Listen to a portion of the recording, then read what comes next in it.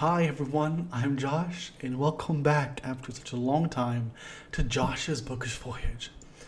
Today, I am so excited to be reviewing the brand new audio drama, Slayer's A Buffyverse story.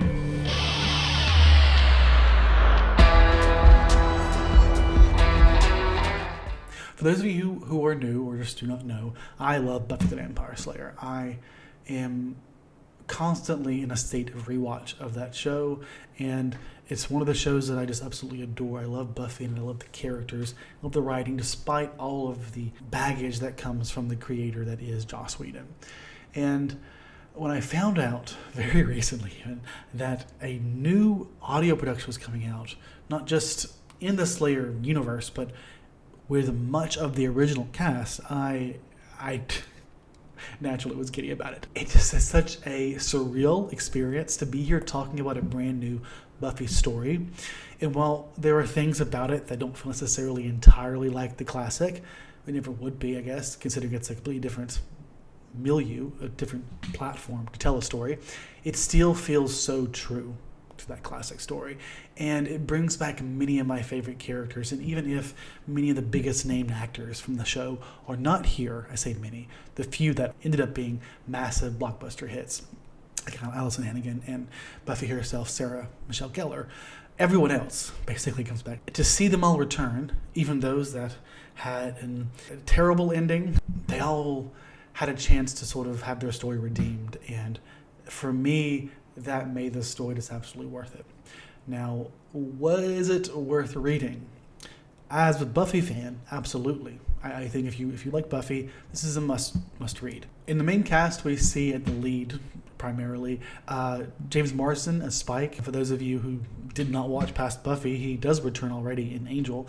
And while they don't say explicitly where this story is connected, I think it's meant to be a continuation of what happened in the TV series, where the events of Angel are pretty much canonical for this story. And I know that because not only do we have the return of the likes of Tara and Anya, we also have the return of Charisma Carpenter as Cordelia Chase. And for those of you who are not aware, who do not watch Angel, spoilers for Angel and Buffy, I guess, she did not make it out of that. In fact, her treatment was just completely horrid. She was written off the show, likely because she ended up getting pregnant, and the creator of that show, that is to say Joss Whedon, didn't like that. And we see her return in this story. I will not say how or why, but it was just such a pleasure to see her return, and it really uplifts her character and gives her she's a very important part of the story, as is, I think, Tara and Anya. And I love to see this because there's three women characters who were just, I think, not given the proper send-off. Anya is probably the closest to an okay send-off. I mean, I don't like seeing her die in this Buffy, but it's the other two, Tara as a queer woman being used as a traumatic propelling of the plot, and of course Charisma Carpenter's just utter mistreatment in Angel, that it makes this story, I think, all the more powerful in the fact that it's trying to rectify many of the mistakes that the show does. And in that sense, I think it is almost essential to a Buffy watcher, because it takes the original show and it improves it, in my opinion. In terms of writing and characterization, I think the writing doesn't feel quite up to par. I think part of that might be that it's an audio drama, and while I don't really listen to many of those, there's a lot of exposition because you don't have like the type of, you can't visually see what's happening. You don't have a narrator walking you through it. So instead you have the characters basically telling you what they're doing. And it can be a little cringe. And I think in that sense, it sort of leans a bit campier than the actual show does. But overall, I did not think it was too much of it. It didn't take me away from the story too much. As far as characterization, I felt like it was pretty spot on. All of the characters felt like they were where we left them off, or where they would logically be given the progression of the last 20 years. There are a couple plot points that are intended to return to some classic character conundrums, where we're meant to question certain characters' motivations and alliances. And personally, it didn't quite work for me.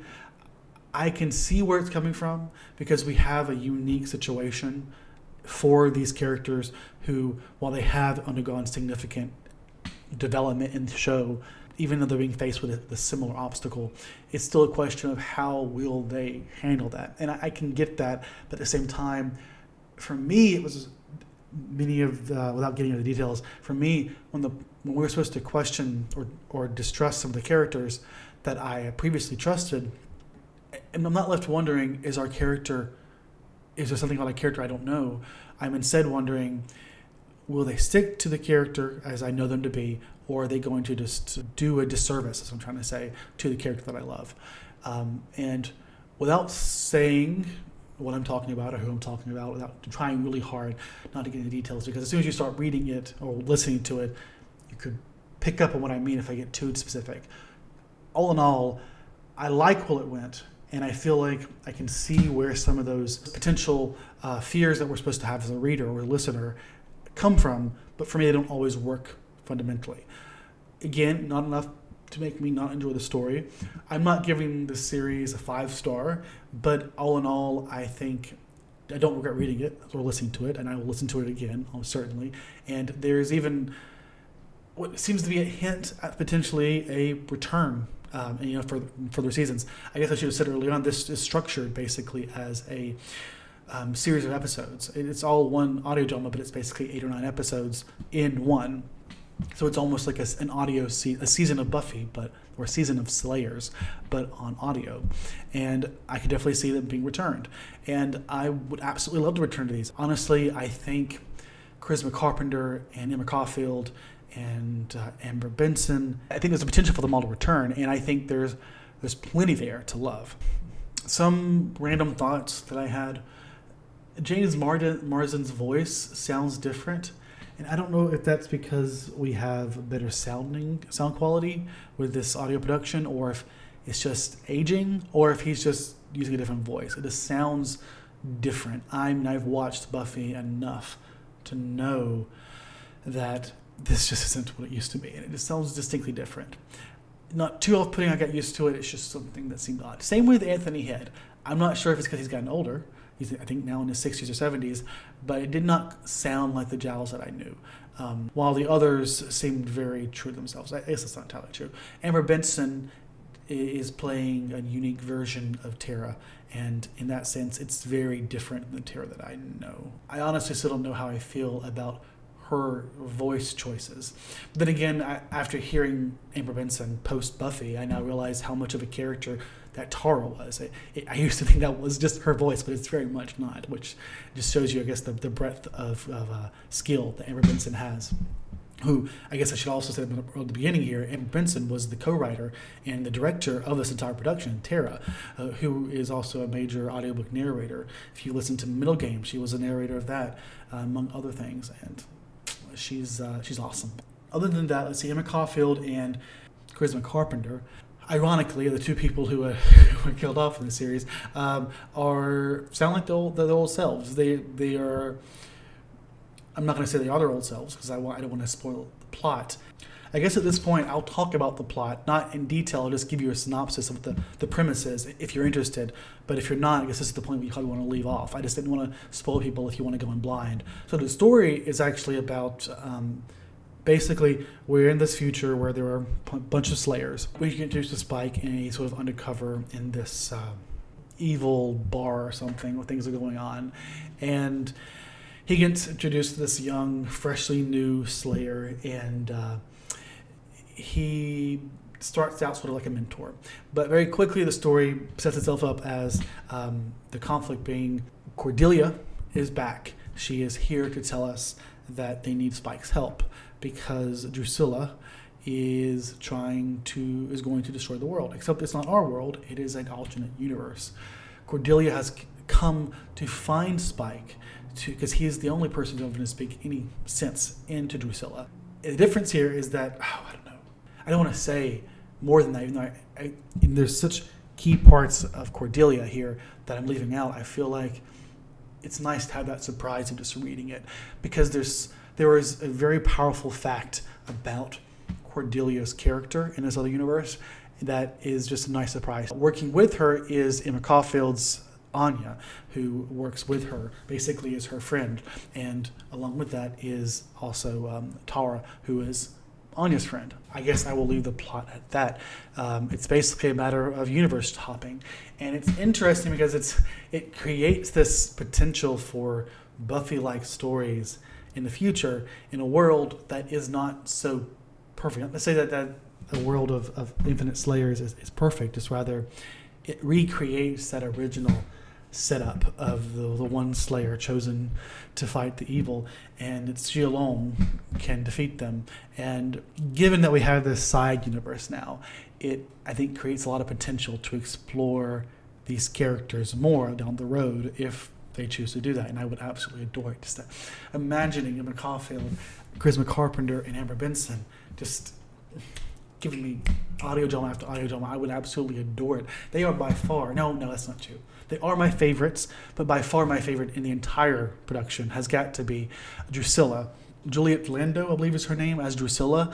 Of all the characters that felt the truest to their original character, Drusilla was the best. And it's not that the others didn't do a good job, it's just something about the acting and audio drama that made them feel slightly more of a caricature than the original selves, while Drusilla felt so true to who she was in the show. And it might help that Drusilla is already so over the top, so dramatic, which is, I think, part of what you need in audio drama. You need to make the characters and the way they talk a bit more eccentric, and it helps that was just naturally already the way Drusilla talked.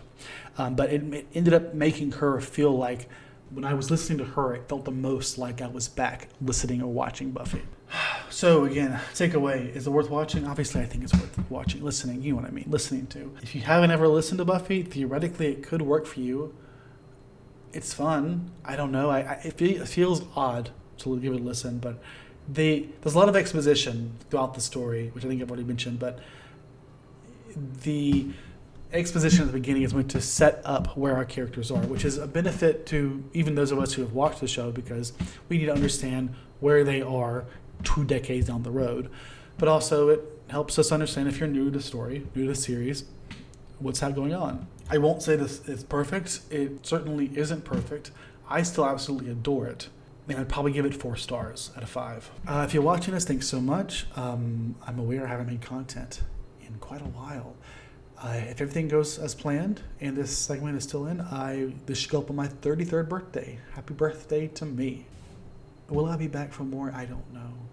I just have so much going on, and while I want to record and I want to make videos, it's hard to justify doing that when I have so many other things that I need to do. And it's just made it very difficult to make videos. If you're watching this, I appreciate it. I guess I wanted to mention it earlier on, but I didn't. One of my first videos was making a Buffy the Vampire Slayer themed recommendation list. So like I consider Buffy almost like something I've sort of tried to express my love of since the beginning of my channel. And it's nice to be here for this, and I wanted to make this video. And I guess we'll see whether this is enough to bring me back to making videos more regularly. And I guess it would be fitting if Buffy was the one to do that. Slayers, rather. Thanks so much for watching. I hope you have a great day. Stay safe, and I will hopefully see you all very soon.